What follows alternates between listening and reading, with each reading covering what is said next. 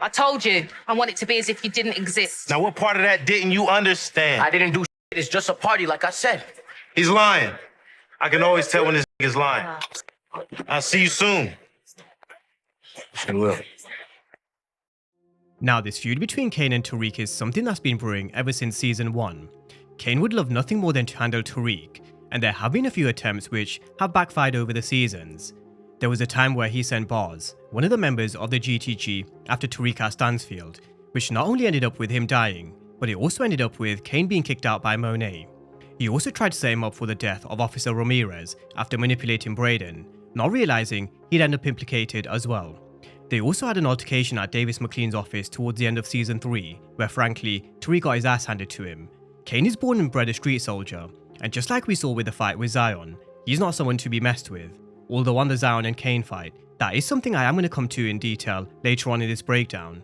So, in this video, we're going to run through this little altercation with Kane and Tariq, why I think they foreshadowed another meeting between the two, but something that could actually bring them to working together. We're also going to run through the relationship between Kane and Noma, and also why I think there's unfinished business between Kane and Brayden. So, there is a lot to unpack when it comes to Kane to Harder, his enemies, and his relationships, for all things Go Season 4, Part 2. But if you have this baby, it's gonna be the worst decision you ever make in your life. I hope you hear me. Out here playing house with the one motherfucker who fucked up this family. Mom, you always talking family first bullshit. But it's starting to feel like you're choosing outsiders over your own fucking family. Now from birth, Kane was taught that family only does family business. So, when you bring in outside people, it's confusing and blurry to someone like Kane that was taught growing up, this is how it should be. Now you guys bring in someone from the outside that's not a Harder, and has basically been destroying everything. So, that's Kane's perspective of pretty much everything from season 1. In his eyes, he's not obsessive. He feels that Harders has begun to crumble ever since Tariq arrived. Although in my opinion, I personally believe there has been a bit of both. Where the fuck is Tariq? Where's this nigga when I need him? I don't need Tariq for shit. But you talking about this pussy ass nigga off this pops? Yeah. Fuck it, I'll do it. However, this feud between Kane and Tariq is something that has taken a bit of a backseat after 401. We entered season 4 with Kane on the hunt after what happened at the warehouse.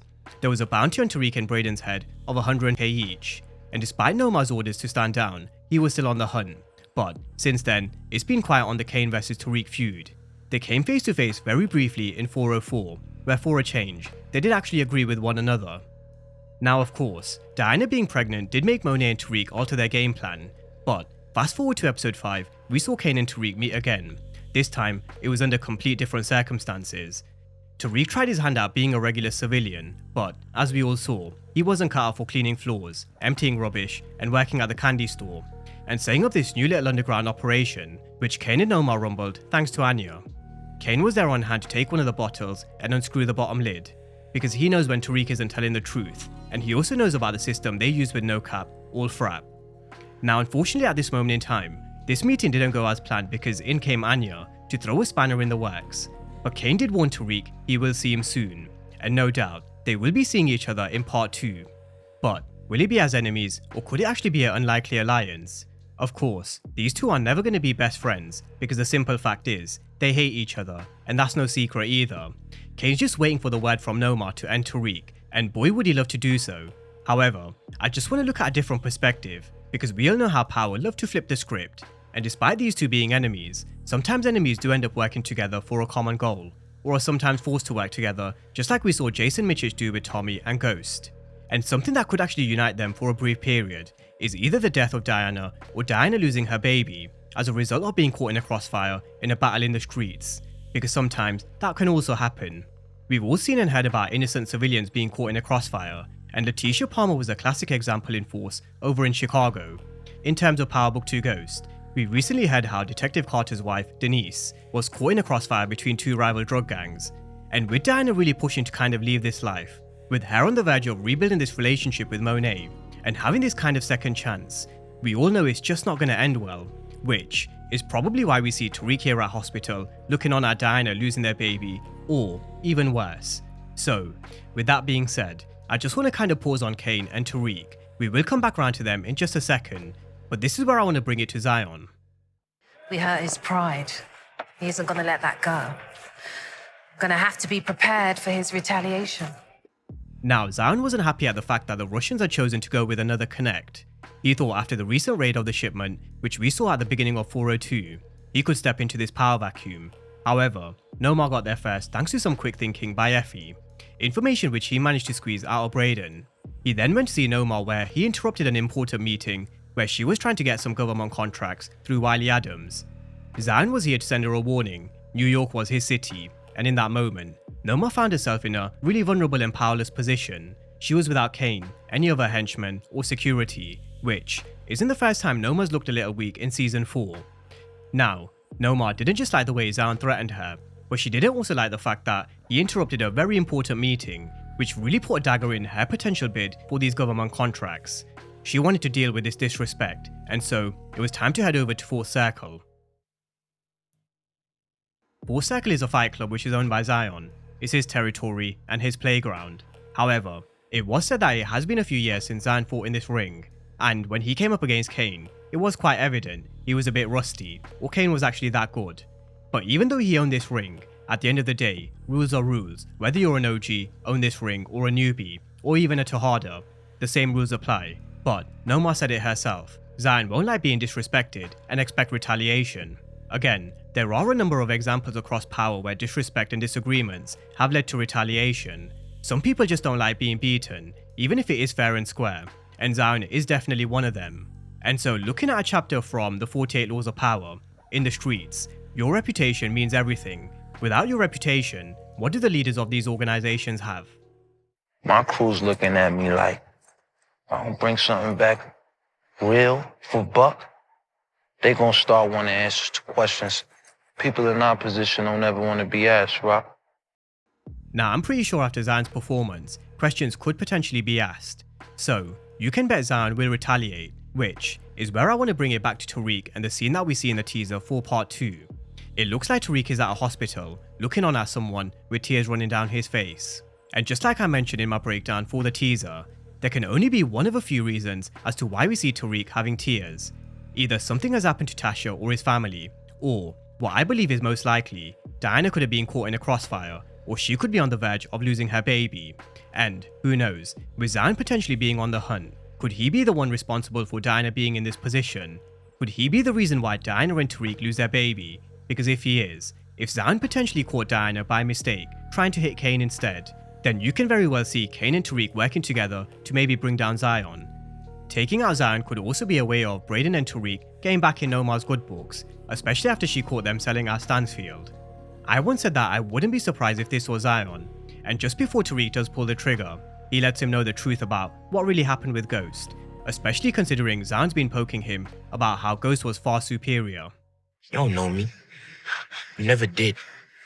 You would have realized that I am the bad spot. I killed my own father to protect my mother. I killed my best friend to protect my family. And you think I won't do whatever it takes to survive? Now, one of the relationships I really enjoyed watching around season 2 and 3 was this dynamic between Tariq, Kane, and Brayden, watching them on missions together and getting shit done, and it's actually one of the things I really missed in season 4, especially this interaction between Kane and Brayden. However, let's not forget, Brayden did also catch Kane with that shot at the end of season 3 in the warehouse, and I'm not too sure Kane would have forgotten. He'll definitely catch up to Brayden at some point, because I highly doubt Kane is someone who would let this slide. But do they have enough time to get around to each and every single plot point and storyline in just 5 episodes? That's my biggest worry when it comes to part 2. There are so many loose ends to tie up, and that's not even taking into consideration 2-Bit, Rashad Tate, Tasha, and the list could go on. We know Power Book 2 Ghost moves at a very quick pace in terms of the episodes, the action, drama, and plot points, but will they be able to close off every single storyline come the end of season 4? Will we see Kane and Brayden meet again? Because I do feel like it is a meeting that does have to happen, especially if Brayden does start to tap into more of his crazy side. I don't think we got enough time for that. I will cut that fucking hand off. When did baby Rambo's balls drop, huh? Tell me something. He was crazy as Tommy. They have been teasing Kane vs Brayden for a while. They've been building up to it through manipulation, Kane poking and making fun of Brayden, and also kind of bullying him around. But as we start to see a different side to Brayden, I'd really love for him to come face to face with Kane again. But will they get time to come back round to the storyline with Kane and Braden? Let's see, I'm certainly hoping they do. Now with Kane and Noma, this is a relationship which I believe took everybody by surprise. I don't think anybody was surprised at the fact Kane and Effie's relationship didn't last too long, but I'm sure this one definitely raised a few eyebrows. Kane gravitated towards Noma in Season 4 Part 1, but Noma's doing what she has to do in order to get her government contracts, and considering Davis is playing a big role with Wiley Adams, she slept with Davis McLean, which is something that could potentially cause a bit of a fuss with Kane. I wouldn't say Kane is exactly in love with Noma, but one of the main reasons why there was a bit of a breakdown in the relationship between Monet and Kane was because Kane felt used and not valued. Kane felt as if she chose an outsider over him, and I wouldn't be surprised if he ended up feeling the same way under Noma when he finds out about her relationship with Davis McLean, which could potentially even lead him to turning his back on Noma. So the dynamic between Noma, Kane and Davis McLean is definitely another one to watch. Now elsewhere with Kane, there's also this backstory that I do feel they still need to tap into.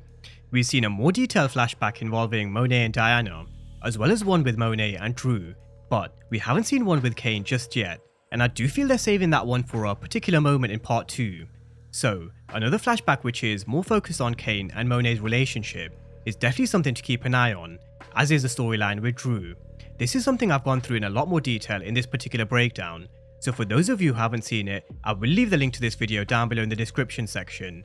But that's where we are with Kane's story arc. There is a lot to consider, from a potential battle with Tariq to maybe even an unlikely alliance, Zion's potential retaliation, whether Brayden's crazy side meets Kane, and also his relationship with Noma and the whole dynamic with Davis McLean.